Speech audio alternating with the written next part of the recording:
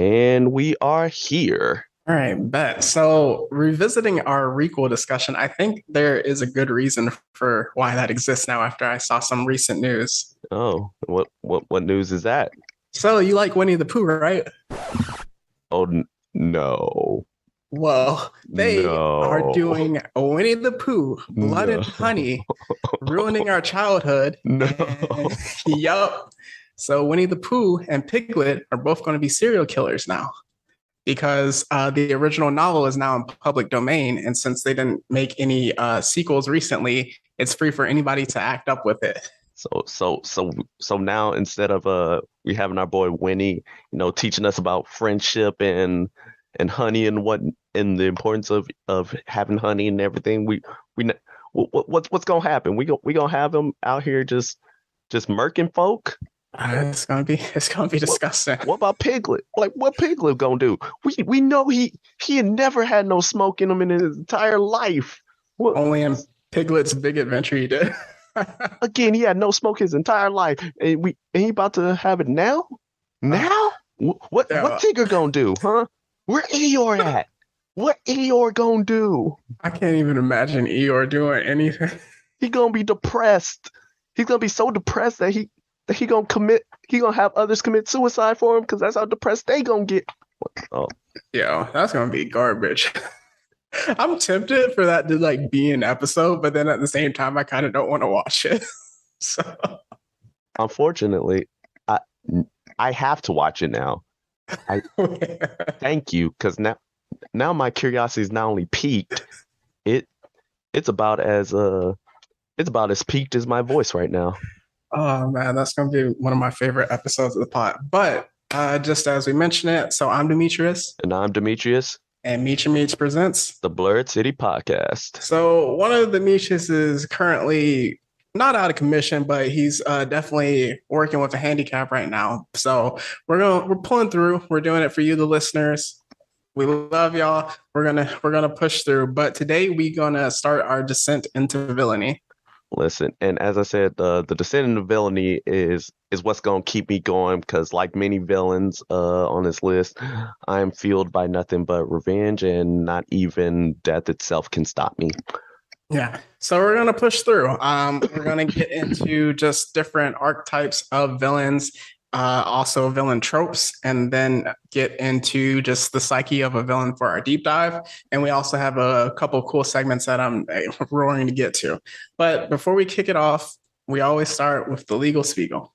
All right. So the purpose of this podcast is to explore digital and print media. Our respective sources we reference are owned by the respective companies, and our thoughts and opinions are strictly our own and do not reflect any biases or corporate agendas.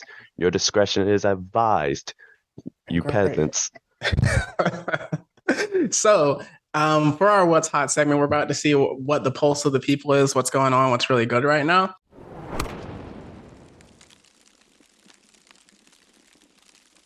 So, what's hot for me, there have been a lot of anime trailers going on recently. Bungo Stray Dog Season 4 is coming out. I'm hyped for. Chainsaw Man finally got its release in October. We're not going out in October. My Hero Academia got another one released for a trailer. I think it's in the same time span, but essentially from October to April, it's going to be peak anime. So that's going to be really dope. But speaking of peak anime, something else that is really good that's been out for a while that I'm giving it some time to go through its season before I actually like binge it is Summertime Rendering.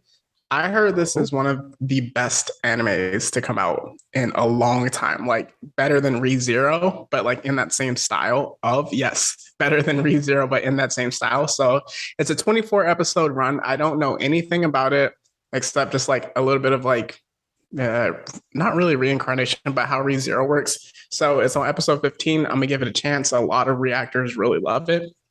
Something else, Prey on Hulu. I watched that Friday. So good. Don't say nothing, because I'm gonna watch it today. All right, zipping my lip. So good.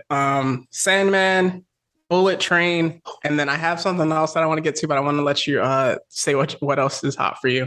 All right, so another thing that's hot is, of course, the North American release of Dragon Ball Super Superhero is dropping next week in the theaters.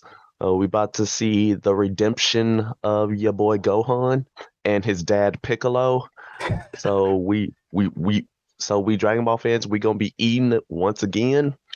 I'm just waiting to see what they're gonna do with my man's Broly, cause he a real one. He out here.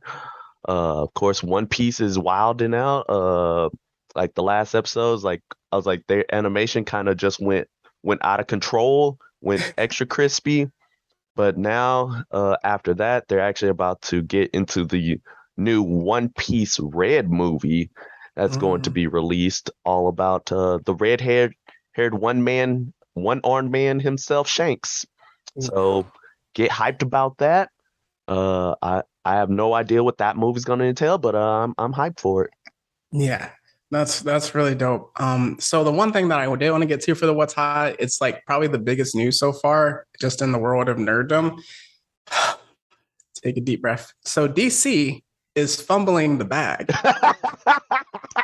I know exactly what you I know I exactly have what you said. no other way to put this. So if you haven't heard, well, I know that they're going through like a merger, they got bought out by like Discovery or something like that, but essentially Batgirl, which was originally intended to be released on HBO Max, got canceled. They were almost done with the project. $90 million. It's just a tax write-off at this point. Yep, it was already So filmed. so my appeal to DC, just figure it out. I know like they said they have a 10-year plan that they want to be like Marvel. Stop doing that. Get a plan, get an idea, decide who you want to be which character, and then go with it. Like you have like four different Batmans right now. You don't know who Superman is. Sometimes it's Henry Cavill. Other times we don't know if we want a black Superman. We don't know if we want a different Superman. Just like different stuff. The Flash movie is just like I have no idea how I'm gonna feel about going into the theater watching that. It's just like, man, the disrespect that was shown to so many people that worked on the Batgirl project, you have to feel for them because that's a lot of time and effort that they just put into that. And for them to have it canceled, like pulled the rug out from under them is like so disrespectful and just like Bush League. And the thing about DC is like DC should be able to rival Marvel because they have better villains to pull from. And that's just like a consistent thing. And then their top heroes rival Marvel's top heroes. It's not like in terms of deepness, but you know, it should be up there like Batman, Superman, Wonder Woman, Flash, Aquaman. Now that you have Jason Momoa, like those We don't talk four about should be able Flash to carry anymore. DC. Yeah, I was gonna say, well, firstly, of course, they also like announced the with Joker 2 having Lady Gaga being That's gonna Harley be fun. Quinn. I'm like, okay, that one might be interesting, but I heard it's gonna be a musical, so I'm like, you're losing me. You're losing me a bit here. Yeah. But yeah, so like what you said about like, yeah, DC fumbling the whole bag is it's not even okay anymore. So with that, I'm just like, bruh, how? Because like I know like okay, I'm not as much of a DC fan as I am Marvel or Image nowadays. But I'd say like DC is actually number three now. But like in terms of like comic content, I'm like, yeah, again, as you said, like they really should have been ahead. They should have been like the main competitor, like stuff to Absolutely. where like we fans like we would actually legit be split on which movie would be better. That would be the type of universe I would love to have been in, but unfortunately we're not. So like here we are.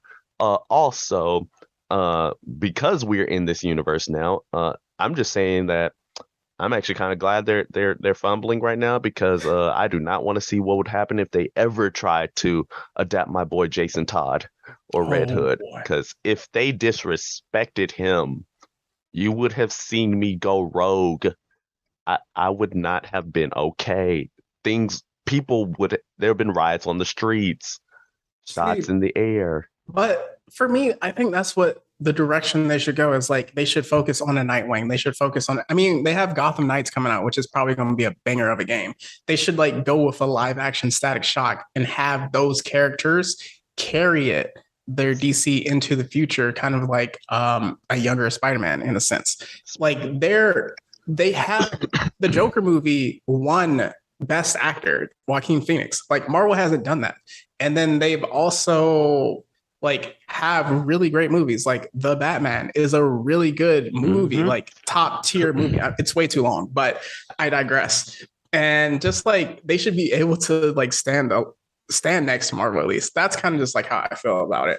But I hope they pick a direction and they just like rock with it because they have a lot of potential to like carry films for like the next decade if they just have the direction for it. Yep. And I have two last things to say. Firstly, I heard that the Gotham Knights TV show got canceled. So I'm like, first, I'm just like, thank the Lord, because that show was going to look like utter trash. I haven't seen anything about it. So yeah, maybe.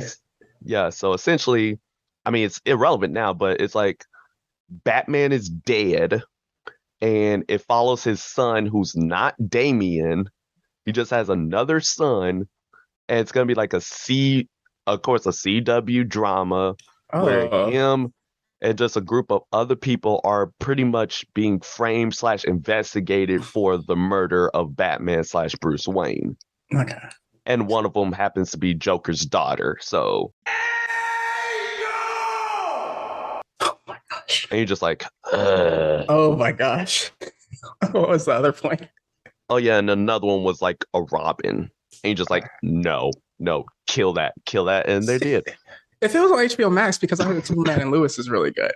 But yeah, just let the Arrowverse die. But moving on to happier topics, we're going to get into the Freak Out Geek Out segment of the week.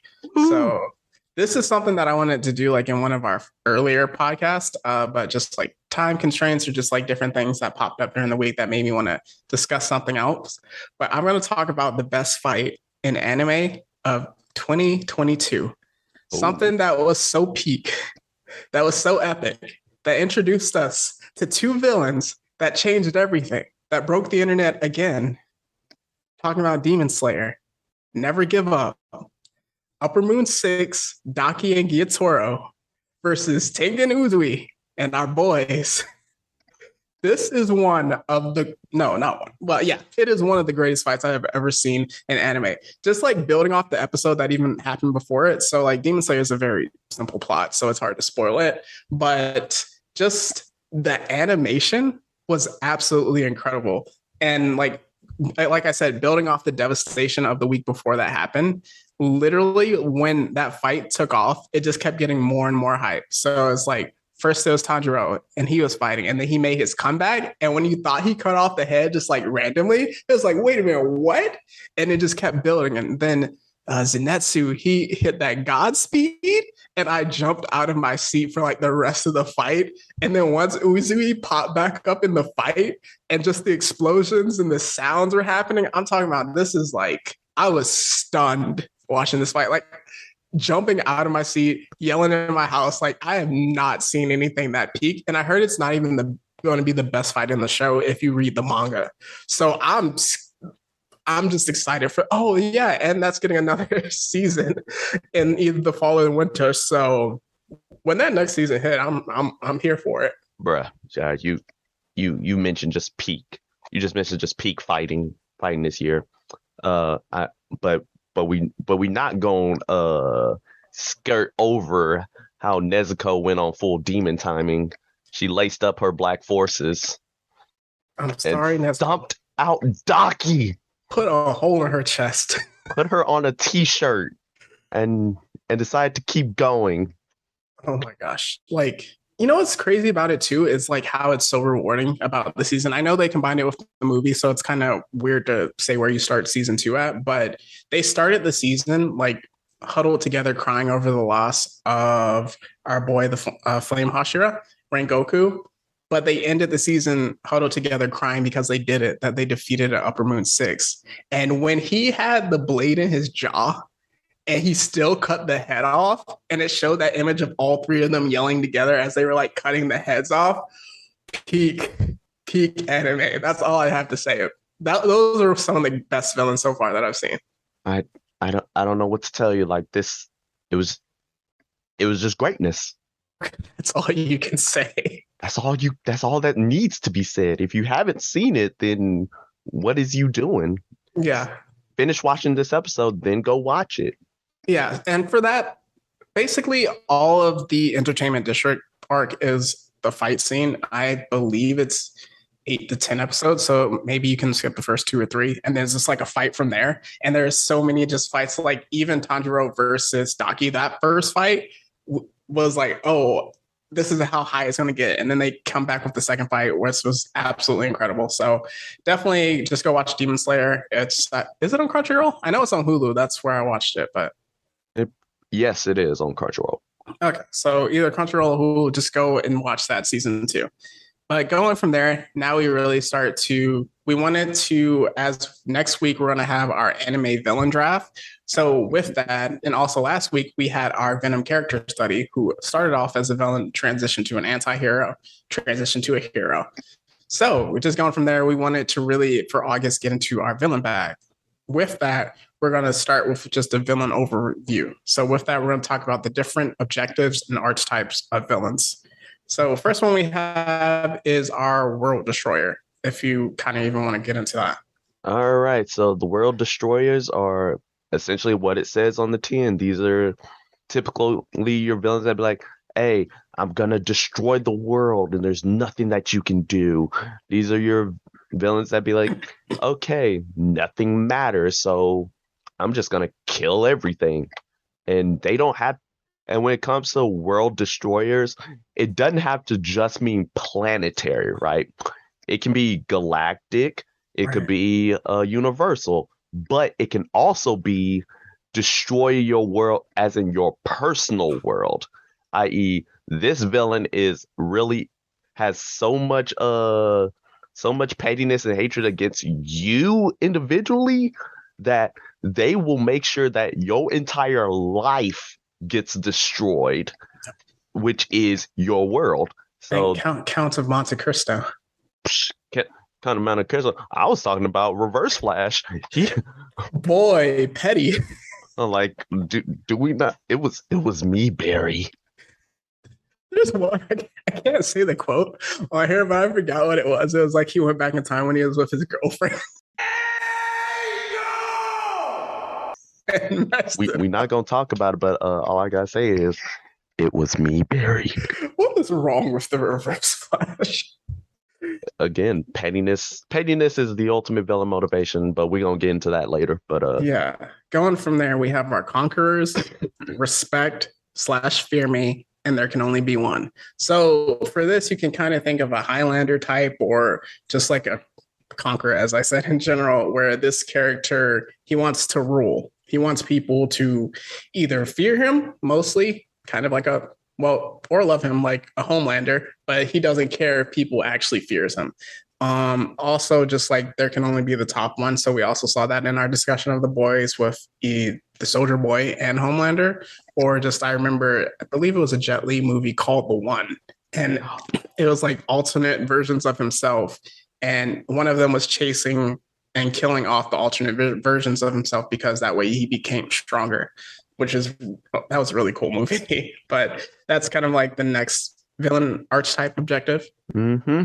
And next is chaos for the sake of chaos. You know this one so well because arguably one of the biggest villains of all time is basically this. So, yep. So essentially what that means is that they just do whatever they want.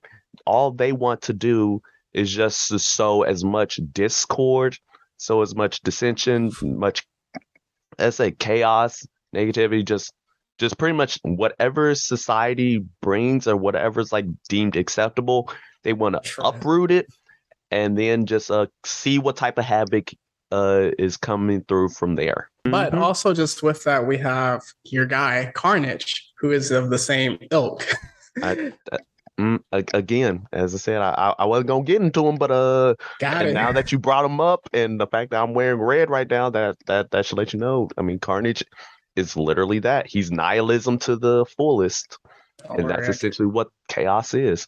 I got you. So for the next one, business. This is probably the one that within the course of a movie I hate the most because it's so selfish, but it's probably the closest to reality where it's like they either want to get rich or a monopoly. So a few one that's really popular, it's kind of tough with just like the situation of the world now, but to mention, but there's usually one where it's like, oh, we're going to create this disease and then we're going to be the ones with the cure. And since we're the only ones with the cure, people are going to want to pay for it, and we get rich that way. Like that's one of the most popular Disney ones I saw. I know also Ant-Man, the very first villain, the Oh yeah, Yellow it was Jacket. Yellow Jacket. Yeah, I was about to call him like Stingray. I was like, but yeah, Yellow Jacket. His whole motivation was business, money. So that, and then also Kingpin.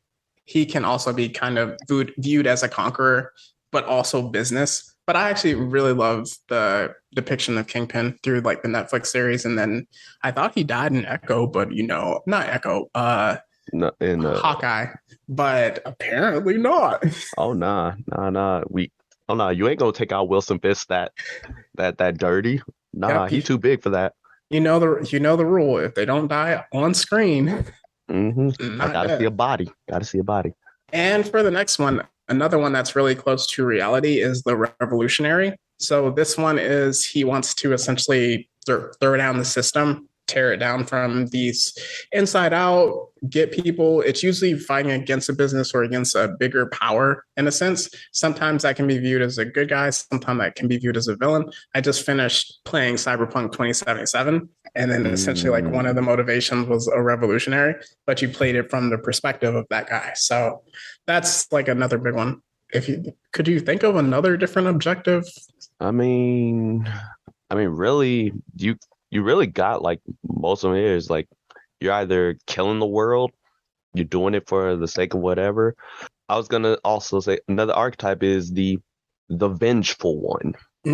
Yes. So essentially, like what that is that it kind of ties into like what I mentioned with the personal world destroyer, but what that generally means is that this villain is typically he's more or less only a villain to one specific person or group Yep. because of the fact like they got wronged in some type of way, or they may see some type of slight or whatever motivational reason, and they just do whatever they can to either kill or screw that person or group over as much as possible.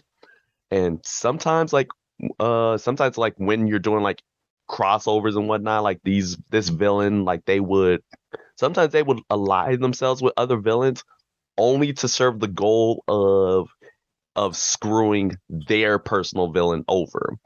Yeah. Sure, sure you could say like most other like personal villains they fall under the vengeful one category, but there is a special place for the vengeful one, and you know this one, Excellent. and you know where I'm going with this. Venom counted as the vengeful one Absolutely. because Yeah. he wanted one thing, and that was eat Spider-Man's brains.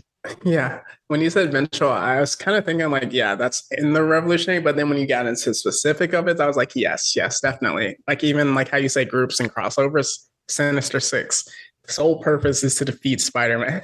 It's like they'll do whatever it takes, but and that's why they are actually great because like you really don't see them fight like other people because like, and sometimes you may even see them team up with other heroes because like they have no beef Right. with those people. They just have beef with this guy. I actually heard there's a storyline. It's the Sinister Six against the Savage Six, I believe, where it's a new comic story that's just like getting written right now.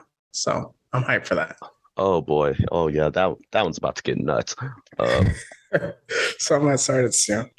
But going from there, now that we have the archetypes, we start to get into the tropes. So kind of what the villain starts as and then what he turns into. So the first one that I've seen that people actually really, really hate, I'm kind of like I don't really care either way, but the ignored nerd. So this is kind of the character that you see at the beginning of the movie. Think Amazing Spider-Man 2, Jamie Foxx character, or Wonder Woman 1986, or it's just 86, right? Yeah, yeah, Wonder Woman 86, where it's just like you see the nerd at the beginning, they have the glasses, they look quote unquote ugly. They're carrying like a folder full of notes and papers and stumbling, fumbling. They don't know how to speak correctly. They can't look at people. They go to like their big boss for to get something passed through essentially, or to like how most scientists get ignored by people these days. But then they get ignored, tossed aside, get fired sometimes in some cases, and then an accident happens and they end up being a supervillain, and then all of a sudden they don't wear glasses anymore, their hair is all together, they wear fancy suits, they look rich, well to do, and then all of a sudden they're just like, I'm a villain now. yeah, yeah. Actually, I could think of another example from Batman Returns. You know, with how they Yes. originally portrayed Catwoman, or the reviled Batman and Robin with Poison Ivy. Yeah. No, and that's Batman Forever. I was thinking about the Riddler. Yeah, actually, that counts too. Mhm. Oh dang! Wait, why is it that all of them were ignored nerds? Wait, what was that? What was that verse doing? The true Um, villains. hmm But Yeah. but yeah, moving on. Our next one is the casualty of war.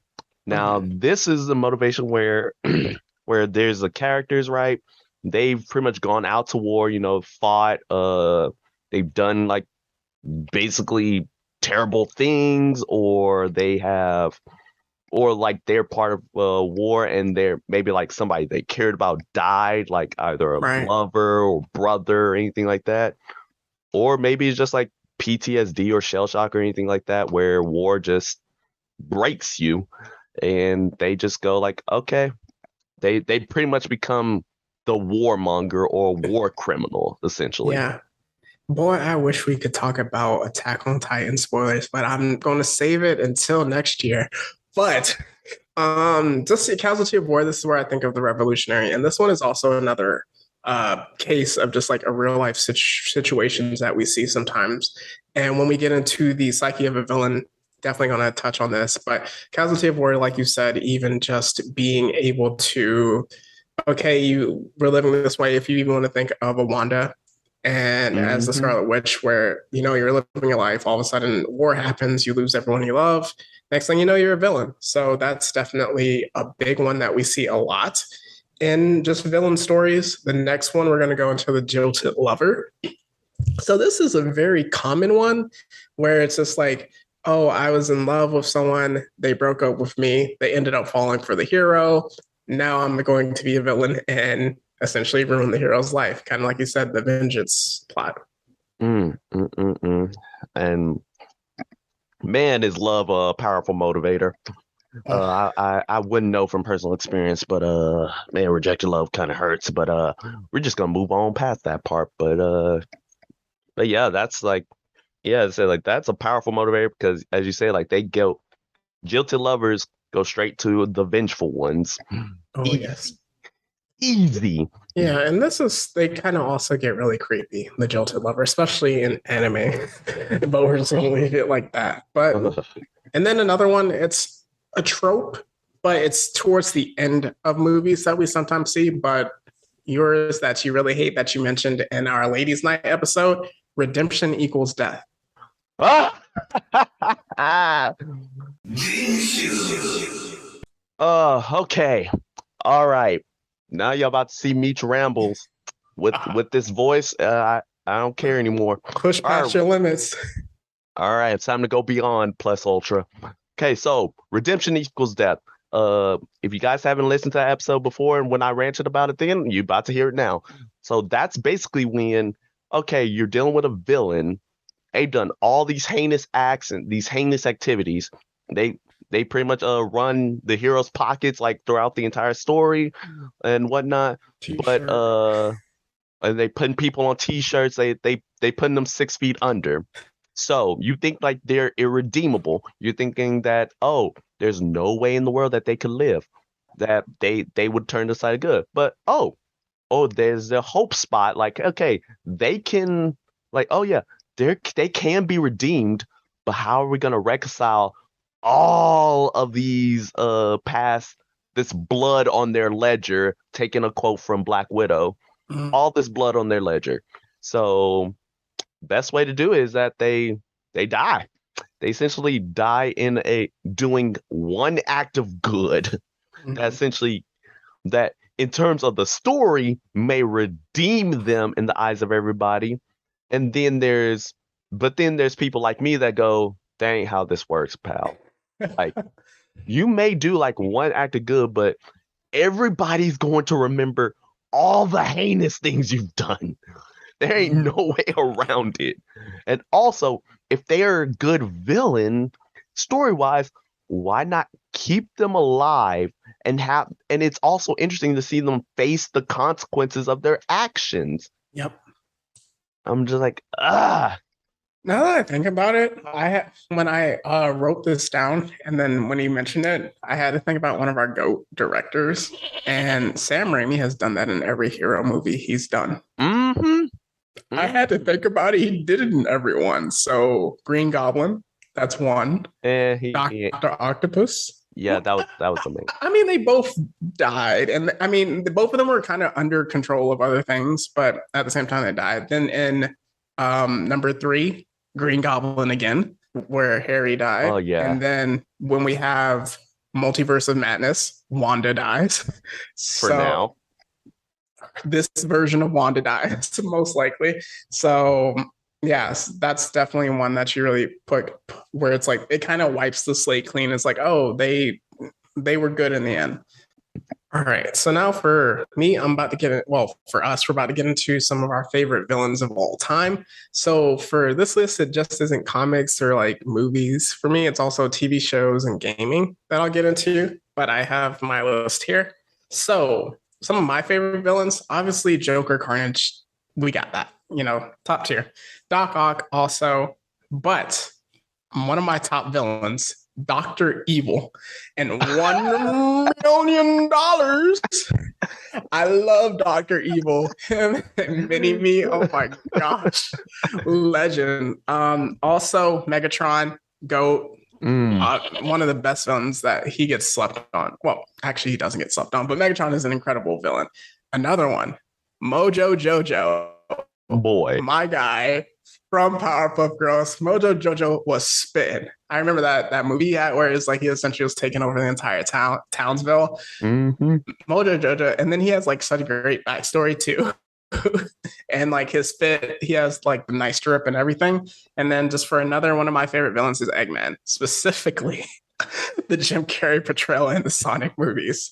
That he was definitely energized for that. So I definitely respect that. But yeah, how about you? Oh man, of course, as I mentioned, yeah, as you said, get Joker and Carnage and Doc Ock out of here. We already know them, we already love them, I already sing their praises of them. Uh, for me, a lot of my favorite villains, right? Of course, I'm not just I'm actually, let's throw Darth Vader out of there because he too goated. I already sung enough praises of him, and Null, God of Symbiotes as well, throwing him out. All right, here's where I get into my horror movie bag Yes, because sir. so here we go. Jason Voorhees, Yep. Michael Myers, Mm. Freddy Krueger, Candyman, Ooh. the Xenomorph, Predator. Oh, do I need to keep going? Oh yeah, Does my guy Chucky make the list? of course Chucky makes a list. Let's go. Of course he makes a list. Ghostface makes a list. Well, specifically from the first movie, with Billy and Stu. Mhm. Of course they got to make the list. Oh, do you want me to keep going? Let's get Anton Chigurh from No Country from Old Men. Ooh, flip a coin. Call it. Call it. I'm like, oh, nah, that man's a menace. Hannibal Lecter, sir. Yes. We get Norman Bates out here, fam. Mm. Like, come on. Wait, who's that from? Oh, Jack Torrance from The Shining. Oh, we eating right We now. eat, of course, we in our bag. Oh, let's get The Thing from The Mm. Thing. Man, Man, stop playing with me.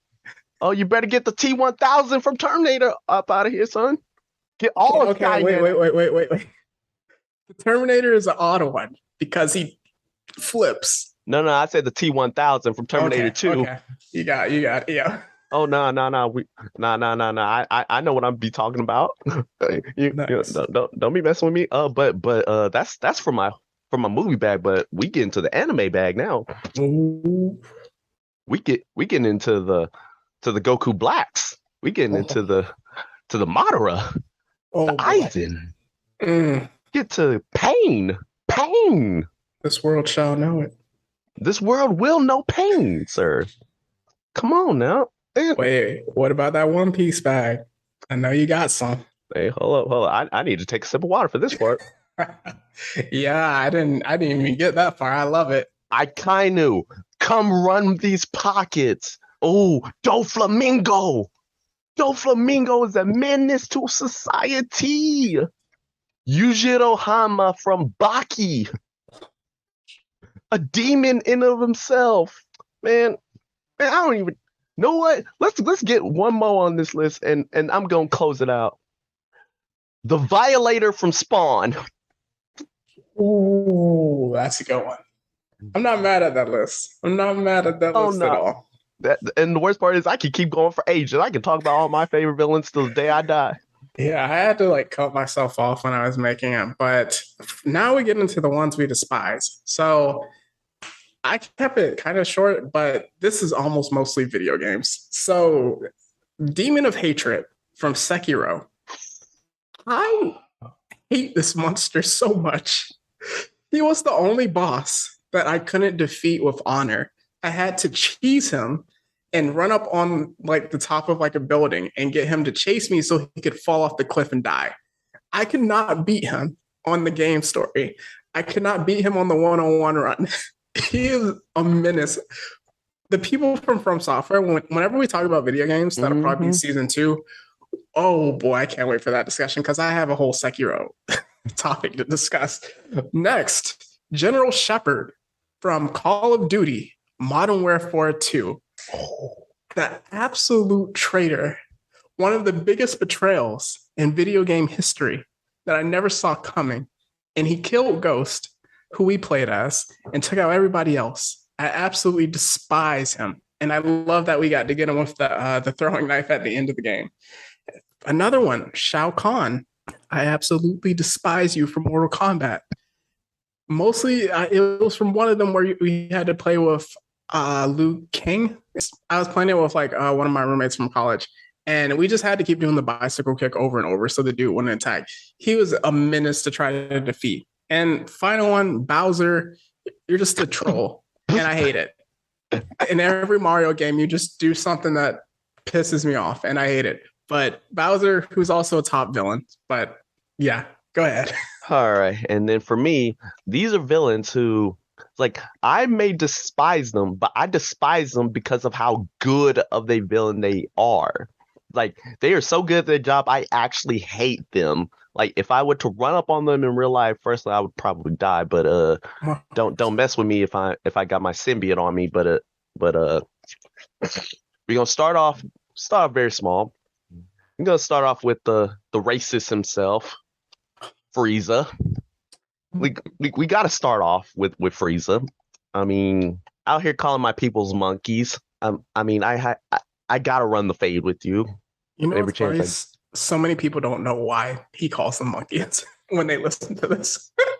Oh, if you don't know Frieza from Dragon Ball Z, then you're too young for this show. Then I'm gonna need y'all to leave immediately and go get your life.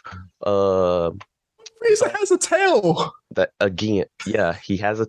Well, he's more reptile than he is than monkey. Okay. Let's keep it going.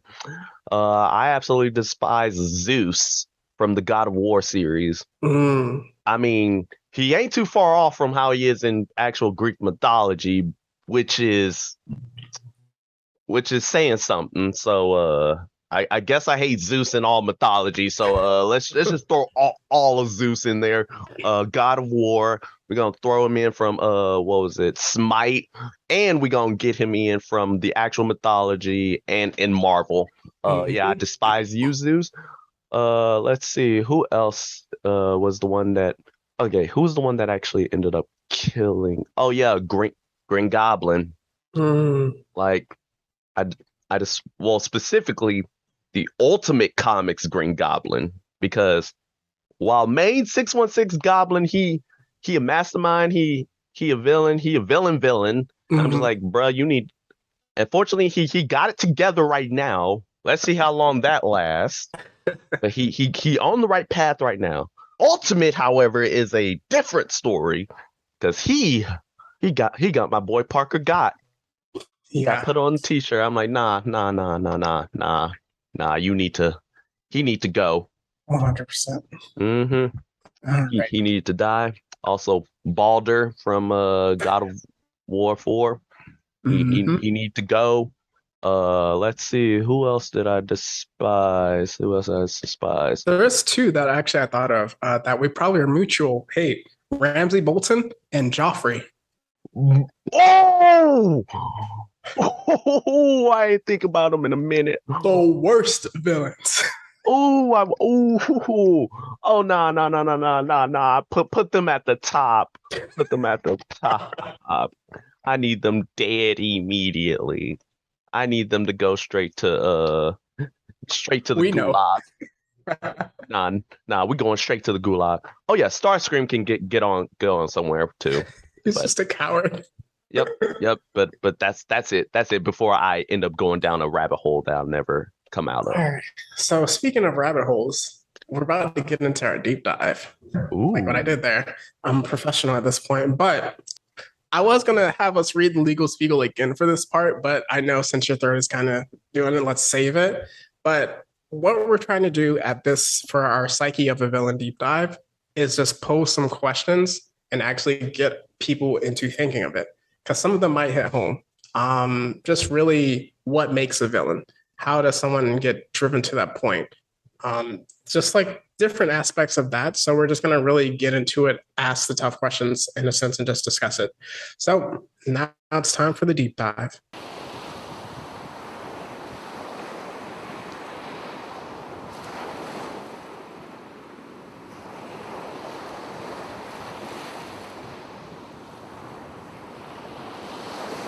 Starting off, we're going to get into what makes a good villain, and if that's even the right question. Okay, so I think like it's a good question, right?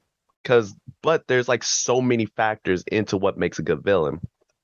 I say probably the number one is their contrast with the hero. So like depending on like the character, like certain villains may stand out more, or some villains may just end up being in the background. Like for example, right? So I say that let me just use Kingpin as an example. Right. Kingpin, he was a pretty good and a major Spider-Man villain for a long time. But when he became a Daredevil villain, his popularity skyrocketed even higher. Yeah. Which made him even much more of a better villain. But going into that, there's also like other characters who like, if you were to trade them off, like they probably would not fit as well as a villain for them. It's like trying to put like Magneto against Spider-Man, for example. It's like kinda doesn't work there. That makes sense. Yeah, and just even as you mentioned it, I really love that point of playing off of it, because if you even think about what made Killmonger so special is that his kind of parallel upbringing with Black Panther and T'Challa, where that gave it life, where if he was like a villain to Captain America, I feel like it would pull off, it would work, but like for an Iron Man, maybe not so much. But also I think what makes a good villain is what makes them effective. Just thinking about like, okay, what did you set out to do? And did you get it accomplished? So for me, Baron Zemo is a really good villain because what he set out to accomplish, he accomplished. And because of what he accomplished, it set up how the Avengers ended up failing in Infinity War. So with his plan, it was like he does not believe that people should have abilities and powers. So there should be no super soldiers. And we see in Civil War how he sets it up and maneuvers the Avengers against themselves. And he ultimately ends up winning. And then as we see him in Captain America, well, the Falcon and the Winter Soldier, he gets rid of like super soldiers. So he like succeeded. And then even with Thanos, like he accomplished his goal. So that made him an effective villain. But I think they're also memorable is what makes a good villain. Yes, yes. I was actually gonna mention that as well. It's just like when it comes to good villains, it's just like, can they stand out on their own? Do they like how memorable? Yeah, you said like how memorable are they? Because you can have, I mean, of course, there are tier lists of villains. You can have like S tier, Z tier villains, and then you have the Right. D-listers. It's like, what makes the D-listers like the kangaroo a D-lister? Yeah, that's a deep cut. If anybody recognized that one, then and congratulations, you get a cookie. But what makes them a D-list is that like A, derivative, B, are they like cool or lame? Yep. And C, motivations. Like you ain't gonna have Kangaroo against like the Joker. Like there ain't no way in this universe that those two would ever be comparable to one another in terms of popularity. Right. I feel also like threat has to play into it as well, where it's like even with the Joker, he has no powers whatsoever. So like he should always get bodied theoretically in every storyline, but he's always like somehow steps ahead or like effective in like taking out kind of like so he feels like a real threat. It's like, oh, the Joker, oh gosh, compared to everything, which is what I really love about a lot of Batman villains. Mm-hmm. Now let's get on to like the next question we have, which is, does a villain need a sob story? For me, I'm gonna say no because we're gonna kind of touch on it a little bit later with our very next question. But a lot of the times in anime, we see that okay, I'm a villain, but kind of like we touched on earlier with our archetypes and tropes, where it's like this is what happened. We see a lot of in Naruto, Casualty of War, and then it makes them a villain, and then they end up going against just like planning to destroy the world. Like even in Fast Nine or F9, which the motivation for it was really dumb, but it's essentially like he ended up accidentally ending the dude's life, like his dad's life, and then he's like, okay, I'm gonna be a super spy, like to like end the world, and it's like kind of ridiculous that you need to give them sub story because at the same time, I feel like we're supposed to and intended to root against the villain. Mm-hmm. Yeah, and like for me, it actually reminds me of this video I saw from oh yeah, Overly Sarcastic Productions where they did a trope talk on pure evil. Mm-hmm. It's where sometimes sometimes like okay, it's good to have like a villain with a like empathetic like origin story, and I'm pretty sure we can talk about it more in the next question. But sometimes we just need a villain to be a villain. Yes. Uh, I'm looking at you, Scar. Like you are actually one of the most despised villains that I have, and I just remembered you. You didn't think you got away, but yeah, sometimes we just need an evil villain like Scar, Wait, which or Scar? huh? Lion King Scar? We talking about Lion King Scar? There are some people that think Scar was in the right. And I'm gonna have a discussion with those people later, but because you ain't gonna kill my boy like that. Oh boy, You ain't gotta put. regicide. You ain't gotta. It was a regicide and it was a familial side, but yeah. So sometimes it's a give and take. Like sometimes they can have it. Sometimes you just need evil to be evil. There's a balance. There's a balance. Speaking of which, Thanos, in a sense, where they gave him his own sob story, which I wonder sometimes about if they changed his initial motivation within the course of the MCU. Not just like, oh, we always had him to be a balance, but we see in the first Marvel's Avengers movie at the very end, we see one of his followers comes up and says, to fight the Avengers is to court death. And in the comics, his sole goal with the Infinity Stones and wiping out the universe is to court death, like the literal embodiment of death. And he thought if he like gave all those bodies, she would fall in love with him.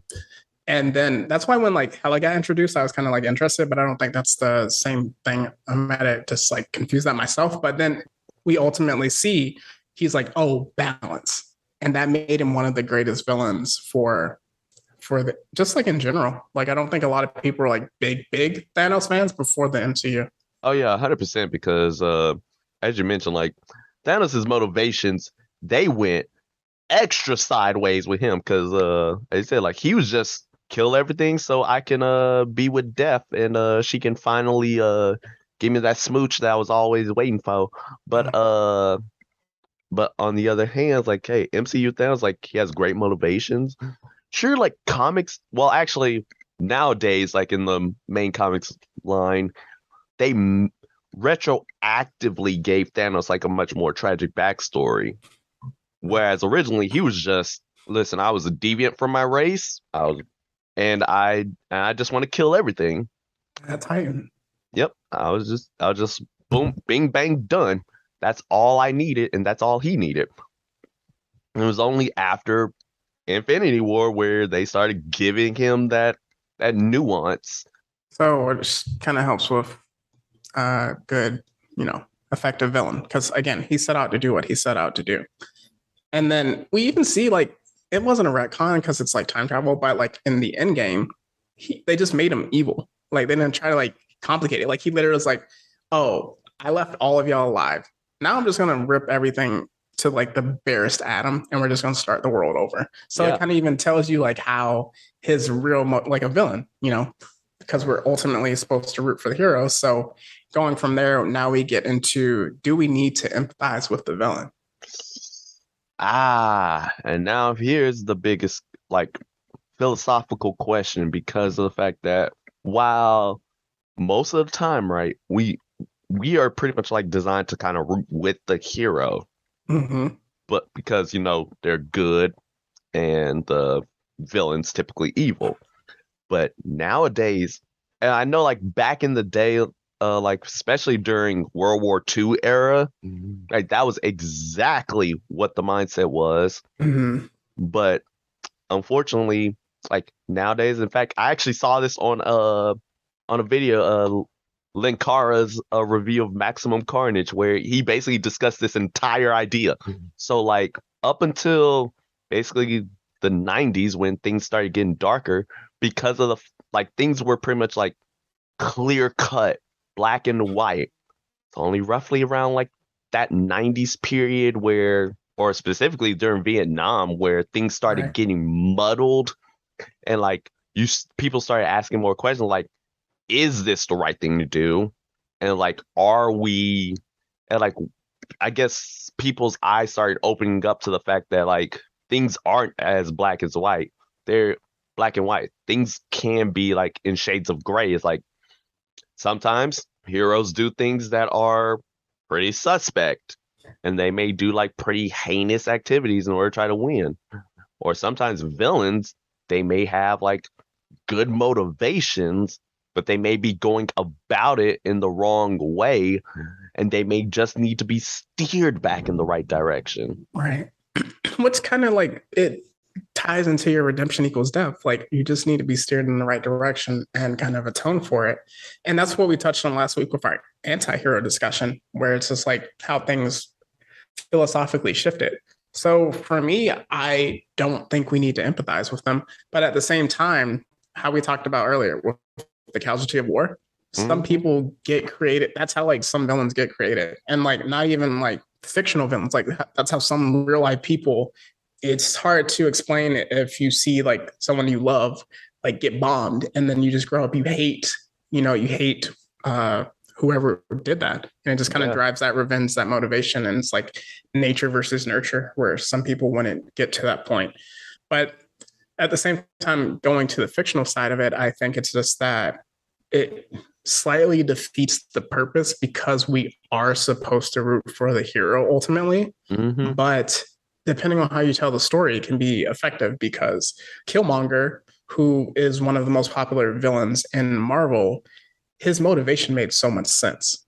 Yep. And the fact that he was partially right, it's just his methodology was kind of really bad. It motivated T'Challa to be like, hey, let's take Wakanda and let's actually help people that look like us in the world. And Yep. that kind of is what helped with it. Yep. Yep. Absolutely. And as you said, like when it comes to just yeah, I honestly like don't like empathizing with the villains too much Mm-hmm. because it's like, hold up, am I really like am I basically gonna be glorifying like because sometimes when you root for certain people, you kind of want them to like get their way. That also means like condoning their methods Right. and just like and that's where the moral gray area starts coming in and you're just like nah, don't do it. Yeah. So And really it's like okay, like I can be like okay, I can get where you're coming from. I can get your motivations, and then you lost me at like how you going about things. exactly. Yeah. And even I was kind of thinking like, uh, does the villain need a sob story? Do we need to empathize with the villain? I think it's really easy for people to understand what an evil act is, but it's really hard to understand what drove a person to evil or the Hmm. concept of an evil person. But at the same time, with that, I feel like just because, let's say someone they kick a dog, right? And they like are abusive to a dog, it doesn't necessarily mean that they are internalizing the abuse they took as a child and turning it onto the dog.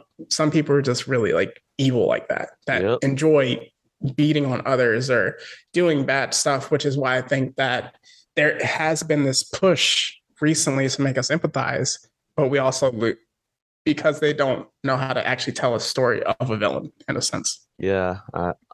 Honestly, one of these days, we're really gonna need to see like a story out there where oh no, wait, actually that story kind of already exists. It's called Death Note. Oh I boy. was like, one of these days we're gonna have to like see something out there where you just it's like, oh yeah, let's follow everything from the villain's perspective and see how people go react. I was like, oh wait, hold up, that's Death Note. Never mind, never mind. Yeah. People root for Light to this day. I'm like, why? Well, But I feel like if L would have kept going longer, so I don't get into too much spoilers, then I feel like we would have been rooting for L to actually finish rather than how it did end.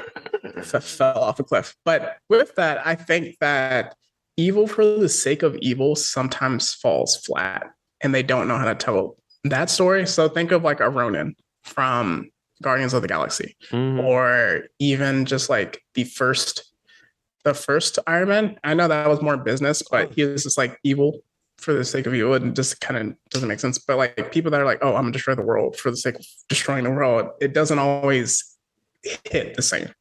Yeah, again, look at you, Air Frieza.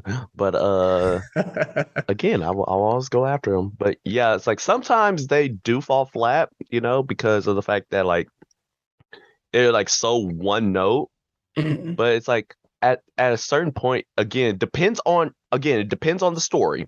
Right. Like if it's something like, like a Disney movie where the characters are one note Mm-hmm. for the most part, like Little Mermaid with Ariel and Ursula, or we look at Lion King, that one was nuanced to the nth degree, but Mm-hmm. still Simba and Mufasa and Scar, Yep. or you look at what was it? Oh dang. Oh yeah, Aladdin with Far. Aladdin and Jafar. All three of those like villains, they still like stand the test of time as great villains, It's true. but they are technically like one note evil for the sake of evil. It's just the fact that in those movies, like they were charismatic and they had like an edge of charm to them to make and like personality to where like evil for the sake of evil kind of like it like they're still evil to the core. It's just Right. that like how they are displayed That's a that's good point. mainly different. I That's a think good like point. yeah, so like what you're talking about is like evil for the sake of evil can sometimes fall flat. It's like Yeah, that's if you're dealing with like some emotionless, just one note villain, and like I can't really think of Oh, just you mean like the trash-tastic for Doctor Doom? oh, why'd you bring that back? Why'd you bring that back to my memories? Why'd you do that to It's going to be wiped in 3 years. Don't worry about it. why'd you do that to me? You said like you saw that I had no recollection of like, hey, what's like a villain that was like evil, but no, you decide to bring him back to the forefront of my mind. Maybe you are the villain, Demetrius. You are the villain here. It's the sentence of villainy. This is kind of what I'm saying. It's like when I was, as we get deeper, when I started thinking about this and like thinking about the rundown, I was like, yo, it's so like a thin line of just like what is evil and stuff like that. But even just like getting into that, I think that where we've seen so many like evil villains getting personalities is because the evil for evil falls flat. But I really love what you say about Disney villains and like, yeah, we can think of a Scar, we can think of a Jafar, an Ursula. Even I thought of a Captain Hook as you were describing it, where it's like they have so much personality and you root against them, most people, and it's just like it hits like that. So going from there, it's kind of in line with it. Should the villain be right? All right. This is one where it was like, this is a quote that I have. Villains tend to be the heroes of their own story, and they try in their very best to be right. Now, in terms of should the villain be right, it goes into like the hero's journey, right? So for those of you who don't know, the hero's journey, that's kind of like how most, if not all, stories are created. Typically follows like a certain path or whatnot. But typically in like the role of the villain in the story is to like force the hero into making some type of a change. Mm-hmm. So with that being said, the villain may not necessarily should always be right, but it should cause like the main characters to think or to like change like their viewpoint or to make some type of like positive change somewhere down the line. Mm-hmm. As we've mentioned throughout the entire episode, Eric Killmonger is the prime example of a villain who like his philosophy and like what he's thinking maybe like has like the right line of thinking, Right. his methods all the way sideways, but it's because of the fact that like he was so adamant about like his message and what he wanted to like get out that it caused the hero T'Challa to actually change his own worldview Right. and change his own viewpoint to where he literally is at a completely different place than he was at the beginning of the movie. I have a controversial question, but is Killmonger a better villain than Thanos? I don't know what the Avengers changed other than just like getting over depression, if we're being honest. Dang. Oh wow. That's gotta be a discussion for another day. But I mean, part of me wants to say yes, but that's because I'm part of the culture, you know what I'm saying? We both part of the culture. Right. We both part of the Killmonger culture. We part of No. the part of the part of the same family. Yeah, that might be a discussion one day. But why I asked that, one, I really love the show called The Villains, right? Which is a podcast on Spotify you can follow. But also with that, what you mentioned, how the hero's journey, I know people make fun of Talk No Jutsu, but Naruto and Pain, that entire storyline is so incredible because it changed Naruto's perspective on everything. Yes. Because we saw how he was like, yo, I'm a beach. No, he was like, yo, you took out Jiraiya. I gotta take you out. Then he took out Hinata after she confessed her love right in front of him. And then he was like, oh, I'm about to be Nine Tails demon mode. And then his mom talked to him about love and just kind of just like from that perspective, he was like, yo, put the hate on me. And it changed like everything. Like that, I think that was really good. And that storyline carried into how he became friends with the Nine Tails Fox. And then it carried into the final fight with the Great Shinobi War. And then also just like Obito being redeemed in a sense. So I think that was a really good point where Nagato slash Pain, he had a really good point. It's just the methodology again failed. Again, that Pain.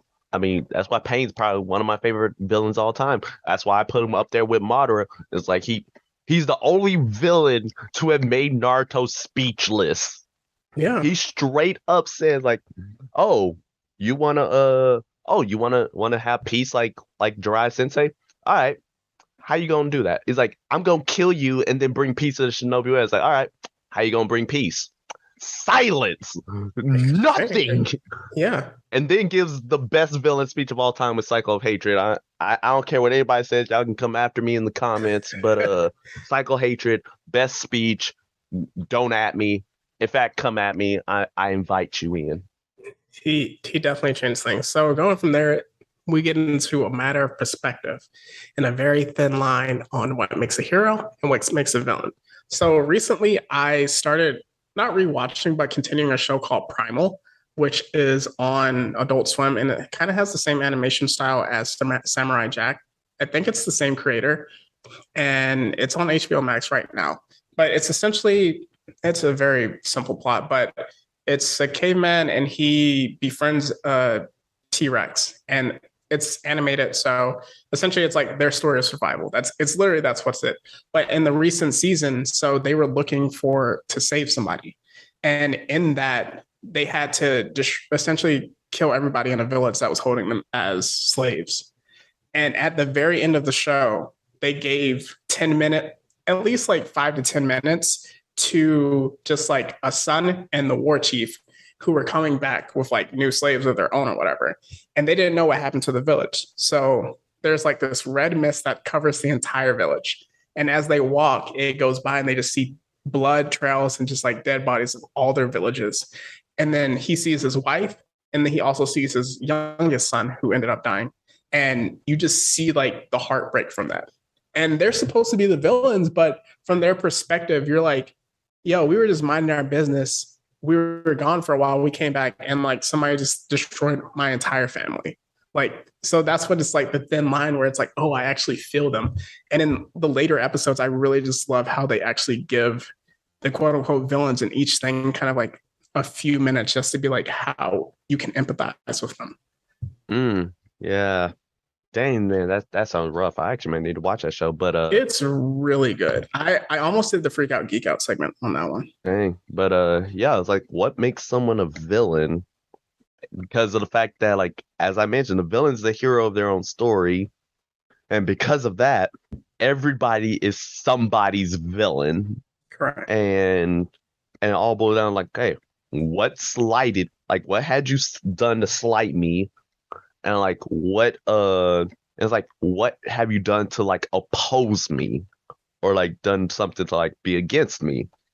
That's where it's like, so like what like who's like some of my villains are may not necessarily be who like your villains can be. That's true. And like I'm just gonna go with like Transformers on this one. You could have like somebody like it's like Megatron and Optimus, like of course they like they is yes. That's all I can say. Like they is like that is just 100%. But then you can have it to where there's actually this comic called Shattered Glass where the roles are literally reversed. All the Autobots are Decepticons and all the Decepticons are Autobots. Ooh. So you had like a good Megatron but an evil Optimus, and you followed everything from I forgot whose perspective. I think it was Megatron's perspective for the Shattered Glass series, but yeah, so you can have like to where two characters can be like hero and villain, but then like if you look at it from like certain angles, it could be construed to where it could be the reverse. So it's all like matter of perspective. And I know like in storytelling, you're always following like typically you follow like one specific character, like one specific like through line. Right. So like you're always gonna like have that perspective, like if this person is like actually a villain, like the Harry Potter franchise. Oh, good point. So like you're following Harry's journey and you see And like Snape is Yes. just like you think he's a whole villain. Mm-hmm. In fact, in the books, well, in the movies, he's like because of Alan Rickman's and his expert portrayal, and also the fact he got like insider information on like what happens with his character later. Hmm.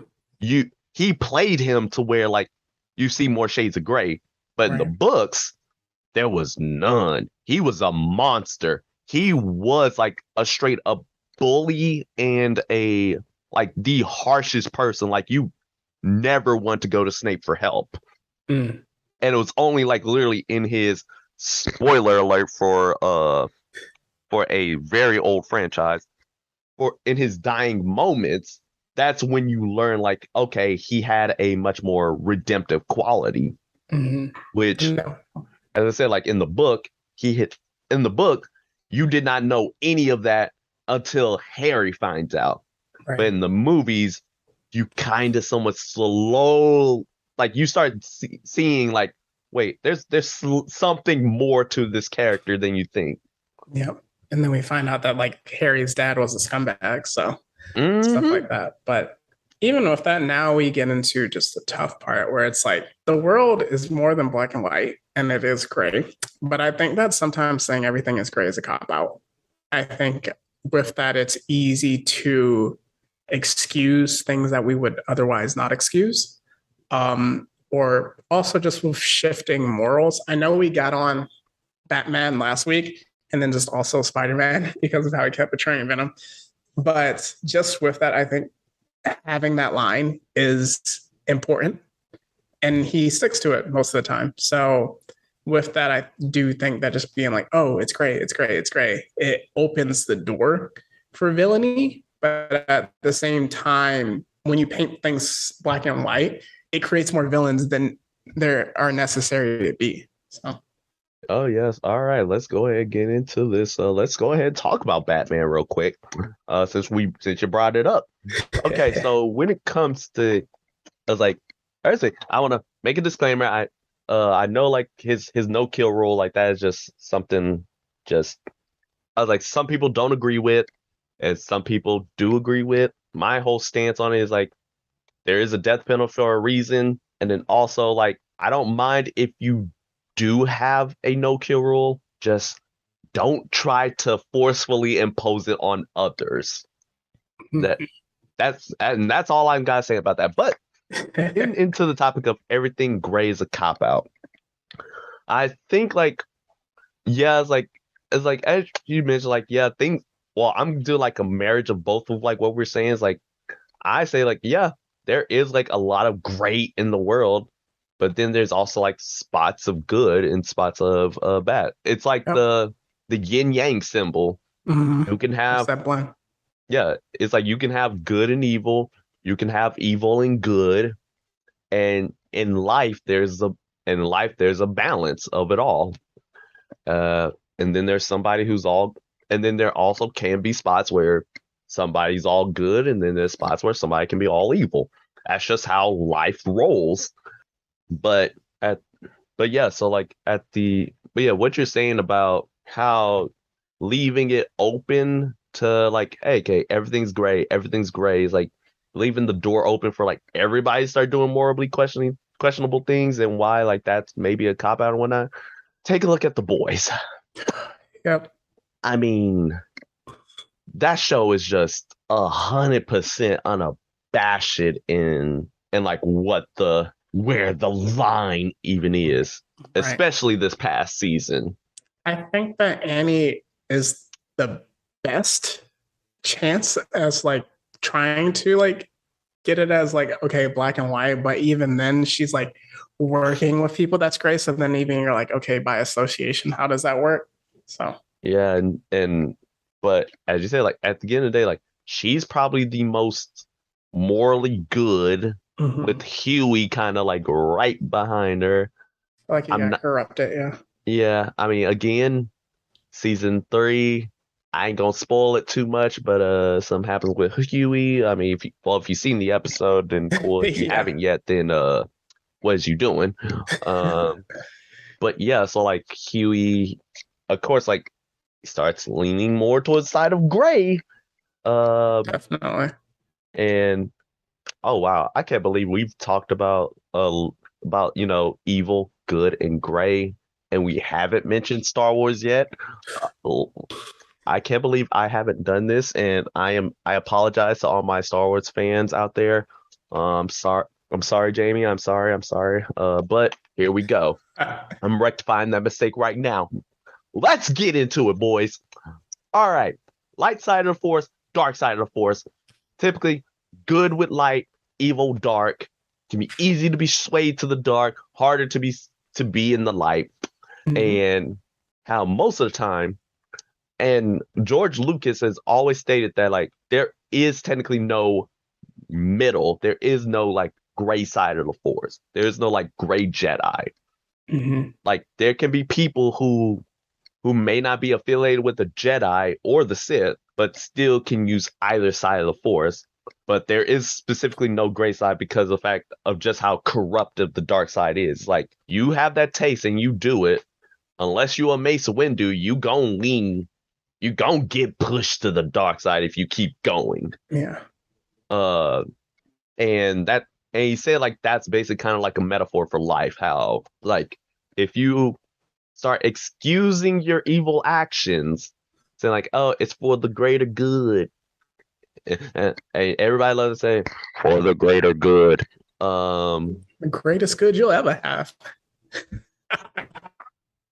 But yeah, like as oh man, as you're like excusing more and more of your evil actions, eventually you're basically gonna, it's like what's stopping you from rolling and spiraling further until you actually are evil, but you're not noticing you are. Right. Yeah. And yeah, a lot of what we talked about Star Wars, we touched on in our Obi-Wan episode. So yeah, you definitely hit that. It's definitely like one of the biggest stories of good and evil that we can think of, and even like within that time period. So with that, we're going to crawl up from the rabbit hole that we just dug, and we're going to get into our sponsor break.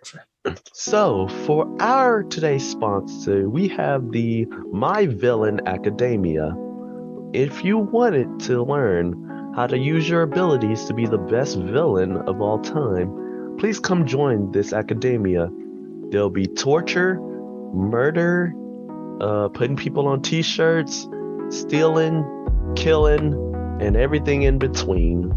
You get to learn how to take what you want, and eventually you'll be able to graduate to the class of Black Air Force. So if you want to join the My Villain Academia, please do so immediately. So now we're going to get back into one of our favorite segments, and then also another popular segment that we really have. So we're going to get into Make Your Case. So for this one, when I initially thought of it, I was like, oh, it has to be one character. But then I thought about like the villains that you like when I was making the list. And then I was like, we might actually get a chance to debate this. But let's get into it. Who is the most popular villain of all time? Darth Vader. Easy. Yes, we get to debate it now. I'm excited. Oh, word? All right. Yes. All right. Okay, so most popular of all time, Darth Vader. Reason why he's top is because of the fact that, like, firstly, throughout the entire original trilogy, he only got 20 plus minutes of screen time. But within those 20 plus minutes, he's become so iconic. Firstly, the breathing, instantly recognizable. Appearance, instantly recognizable. Red lightsaber, one of the coolest colors of all time. And he got the voice of a goat in the form of James Earl Jones. And in terms of like his villain motivation and his villain backstory, he is hands down one of the greats. And if I know you, I think I know exactly which villain you about to say. And all I have to say is that's a fantastic choice too. At this point, they both neck and neck, and it's literally only a matter of like what you flip, what I feel on a given day. But yes, so he's powerful, the Force, and he's terrifying. Like as like as shown in Rogue One, in the Kenobi show, like to a regular person, if you run across this man machine demon, you ain't making it out.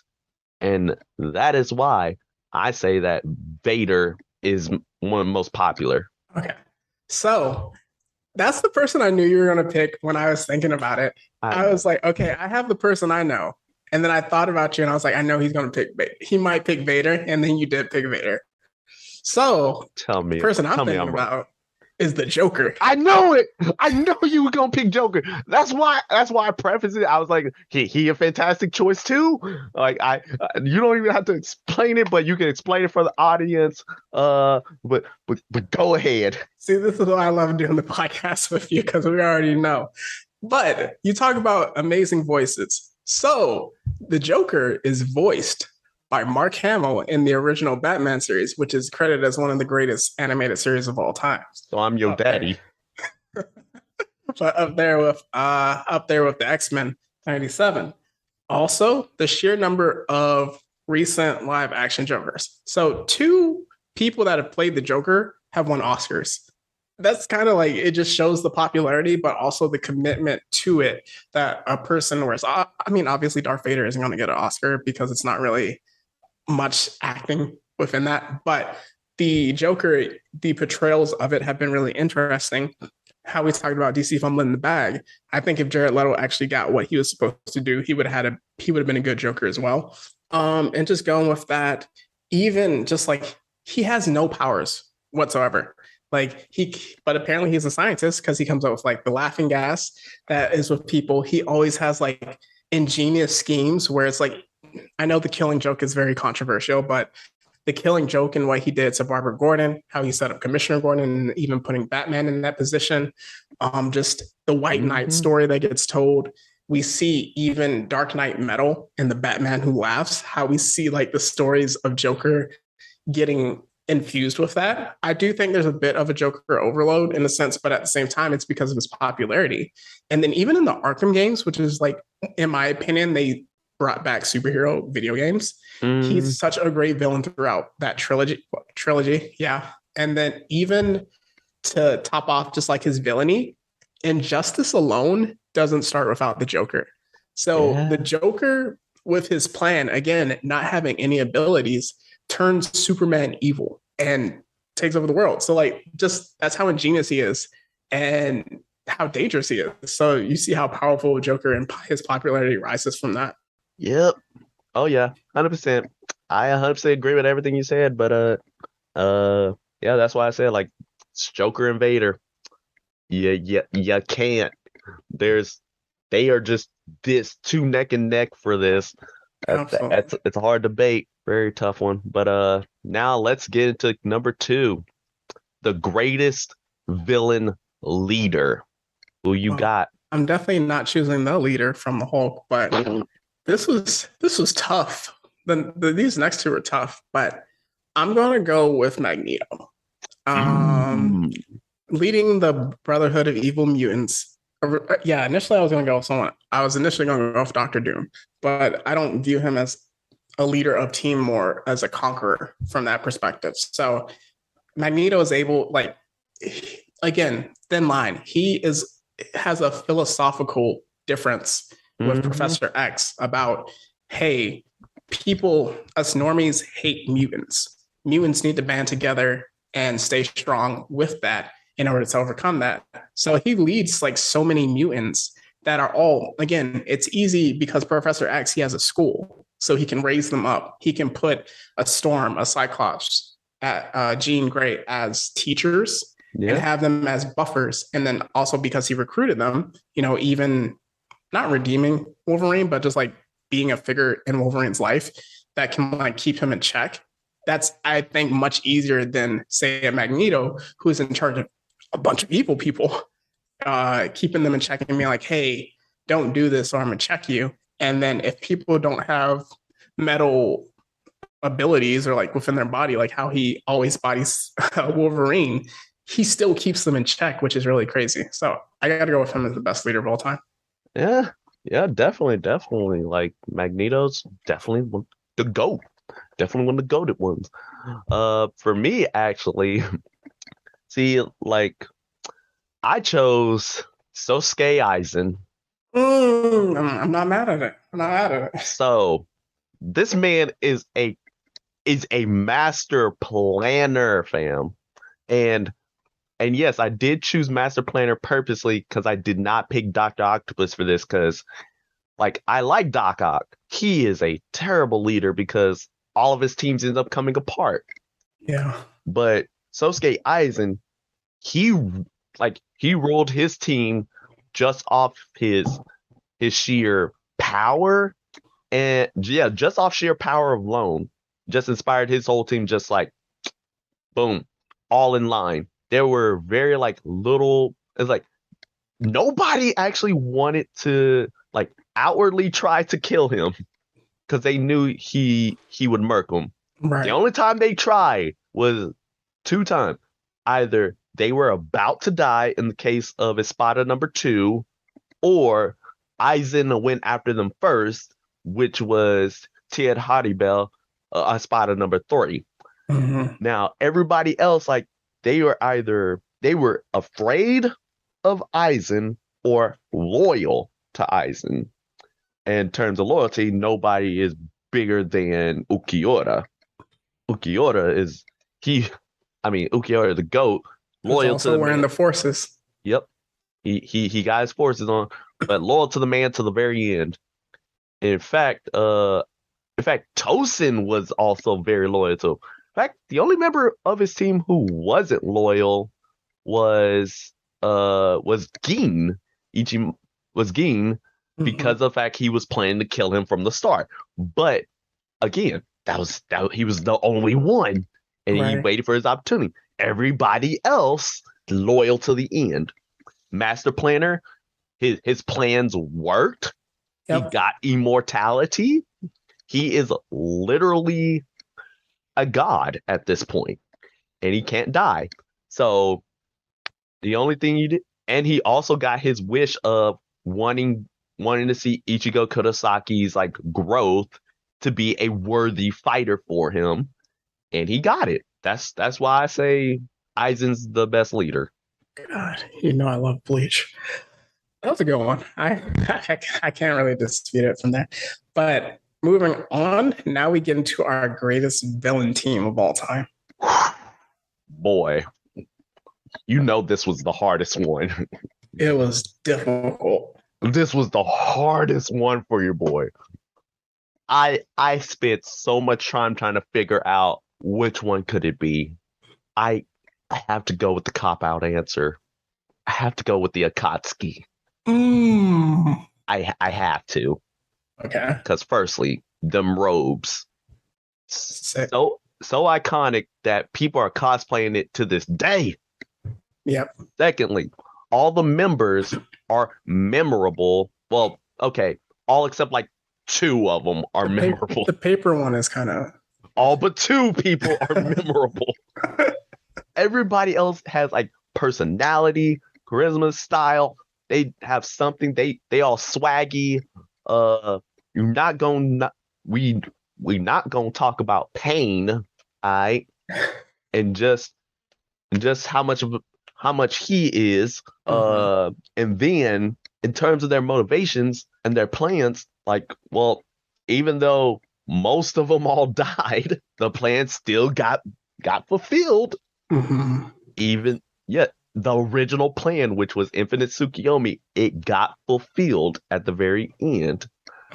Sure, most of the members were not alive to see it, but they all saw it. But it happened anyways. And when you think of a villain team, especially an anime villain team, the first thing you're going to think of in your mind is that black cloak and them red clouds. I almost wore that shirt. The only reason I was going to initially pick them, and the only reason I didn't is because, yes, their plan succeeded, but technically Madara co-opted it. And this was after Pain/Nagato kind of was like, oh, I don't want to go down the path anymore. And then also the other members of the Akatsuki got bodied by non-Naruto members, I guess. Well, it was Naruto and Sasuke were primarily the ones to murk like most of them. Yes, I know, but I know like even with the puppet, oh man, I'm trying to think of his name. Sasori got taken out by Chio and Sakura. Yeah, Sakura and Hidan got taken out by Shikamaru, which counts. And that's it. Yeah, I would say. Oh no, Kisame. He got like Guy is a goat. So yeah, I was like, do not put Kisame. Guy is a goat. So, but for that reason, because they essentially fell apart towards the end of their goal. So I'm going with the Sinister Six. And like what you said, Dr. Octopus is not the greatest leader, but the Sinister Six is one of the most iconic teams of all time. And with that, we can just even get into how there were only 5 villains in the No Way Home, and we all were like, oh, Sinister Six, Sinister Six, Sinister Six. We were just waiting for like another member so we could just like officially say that. But the Sinister Six gets us giddy in a way that a lot of other villain groups can't. I know their goal kind of ranges in different ones, but like even in Marvel's Spider-Man, the PS5 game, incredible. Like that utilization of the Sinister Six. So I have to go with the Sinister Six. But the Akatsuki is definitely would have been mine if they didn't fall apart. Oh yeah. I could see that. So again, that was the roughest one.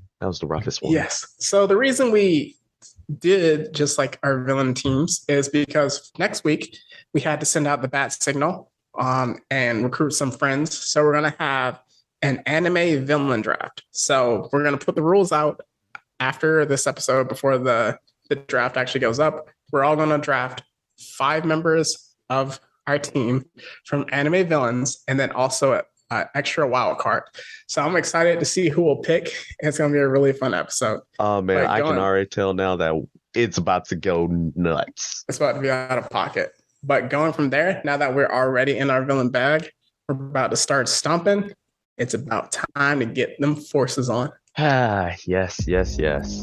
And for today's Black Air Force segment, this man needs no introduction. This villain has the forces already. He just don't know it. Or he does know it and he just don't care. Or maybe one of his 3 variations got it. And if you couldn't guess by that name, by that little statement alone, it's none other than Arthur Fleck. Nah, I'm just kidding. It's the Joker, baby.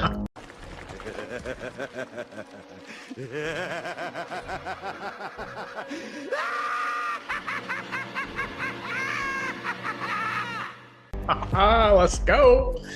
We like what else is there to say about that monstrosity, that clown, the man who inspires fear in everybody? A man who needs no introduction. Like he a menace, so much so that there are 3 of them. There's a whole story called 3 Jokers. There are 3 of them. Like he is 3 people, and now there's one. But still, Joker is a monstrosity. As Demetrius mentioned earlier, the Injustice universe started all because Joker, he felt like it. Everything he does is because he felt like it. That is the most Black Air Force personified things you can ever do and say. You got the time he crippled Batgirl and other things in the Killing Joke, which we're not going to imply. We not gonna forget how he put Jason Todd on a t-shirt 6 feet deep under. He dead. Joker is out here. Damn. You can't forget the fact that he would be the reason why the Batman Who Laughs is out here with his black forces. And yes, I'm putting them both on the same list because they both getting added. Because they both essentially the same. Except one's arguably worse. And I'm gonna let y'all decide on which one's worse. But yes, the Joker is just out here. He a monster. He a demon. And he is so much of a monster that, like, I can imagine that Gotham City has a ban on anything clown related. No circuses, no like candy stores, no anything clown, happy, or like amusement like related at all, because like once those things are in Gotham, then Joker gonna be there. So let's not even do that. Let's talk about the time he gaslit Harley Quinn so hard she became a villain. He gaslit her so hard she became a villain. But in my opinion, one of the most Black Air Force personified things he ever done. It's something that made me go like, oh yeah, nah, he different. This man had his own face cut off. Death of the family. He had Dollmaker cut his own face off. He said, you know what? I'ma disappear for a year without my face. 1 year later, I'ma get my face back from GCPD and staple it on his face. Staple his rotting face back on his head, and decide to put all of the Bat family on his list. Nobody was safe. Damian wasn't safe. Batgirl, who had just recovered to be able to walk again. Oh nah, you gonna need to get these hands again.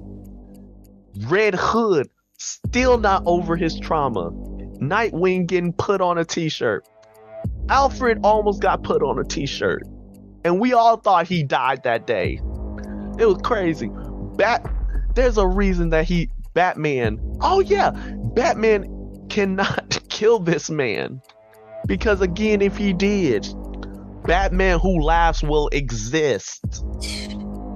And you know what? Joker, come get your not your Black Air Force One. Here's your Black Air Force ha-has. Because your laugh is just legendary. Yes, joke's on you. I know he got the purple and green streaks on that as well. I forgot about the part where he had his face cut off until you mentioned it. And then he stapled it back on. That's wild. So, yes, most popular villain of all time, like I said. Yeah, but Darth Vader got on the Black Air Force activity first, but yeah. All right, so going from there, we're going to get into our plugs. I'm going to save it so Meech can be good with his voice.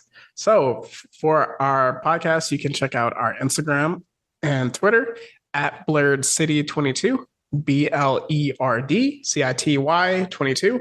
You can check out our Patreon, which we're going to have a whole bunch of episodes up once we go into our hiatus. That will be the Blurred City Pod. You can also check out our Discord, Meech and Meech Presents Blurred City. And then we're having our bonus episode Q&A. So keep sending in your questions. And that'll be blurredcity22@gmail.com. For my individual author pages, we have my Instagram, Mitri_Dash, then Twitter at the Mad-16. And then for my book, The Phantom Pains, A Most Irregular Tale, you can check that out on Amazon. So what do you have for recommendations? Oh, yes. So for recommendations that we have today include watching all of Naruto for the Akatsuki. You can find that on Crunchyroll or any of your anime platforms.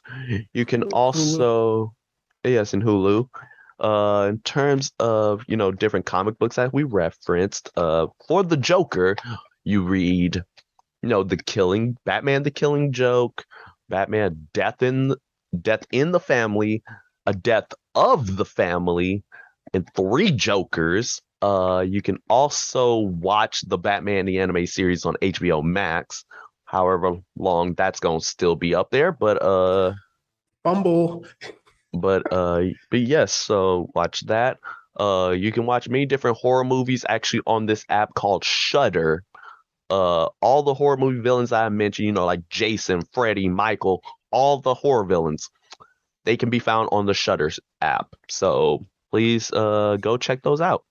Yep. And just for things that I've already mentioned, so with Primal, again, that is on HBO Max, or if you just want to go to adultswim.com and look it up, or just go on Cartoon Network and wait for late night Adult Swim. Then we have Demon Slayer, which is on Hulu/Crunchyroll. And then for any Marvel villain we referenced, or even Darth Vader, you can go to Disney Plus.